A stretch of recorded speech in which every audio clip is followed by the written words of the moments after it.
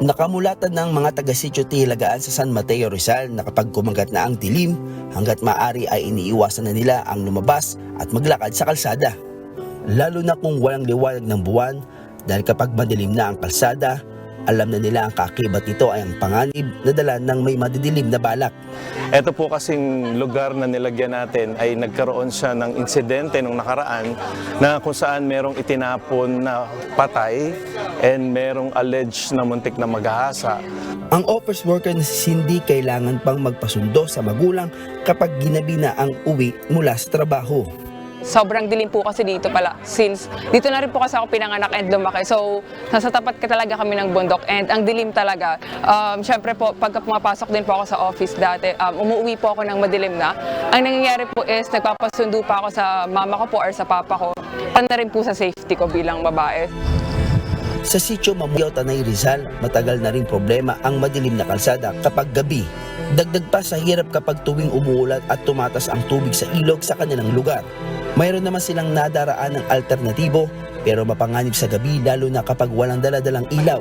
So, yung yung ilog lang natin, yung malaking ilog, sa pagkabahay, hindi talaga kami makatawid doon. So, tsaka yung daanan namin sa gilid, sa side cut, doon medyo namumroblema kami gawa ng makipot yung daan. Halos kulang na lang mahulog yung sasakyan. Ang mga sitwasyon na ito ng ating kababayan ang natuklasan ng Rizal Provincial Police Office sa kanilang regular na pagpapatrolya at pakikipag-ugnayan sa kanilang nasasakupan.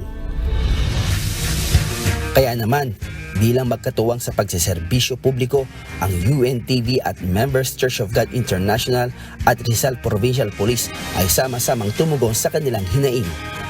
Nasa 172 solar street lights ang pinagtulungan maitayo sa mga madidilim na barangay mula sa 11 munisipalidad sa lalawigan ng Rizal.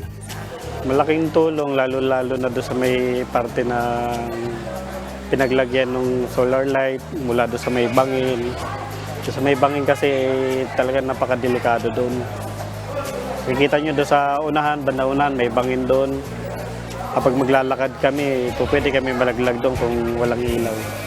So, nung nalagyan na ng ilaw, ang ganda na nung aming maliwanag.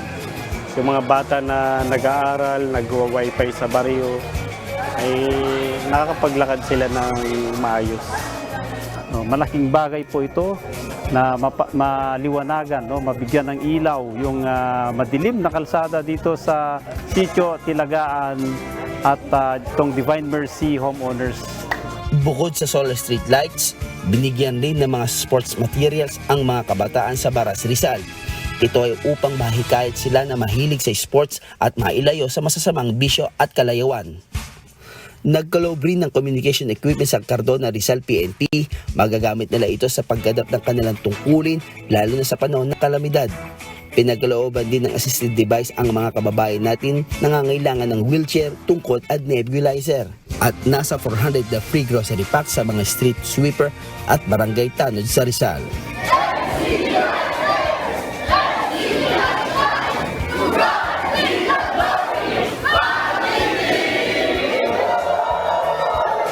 Jolits Matangat, UNTV News and Rescue.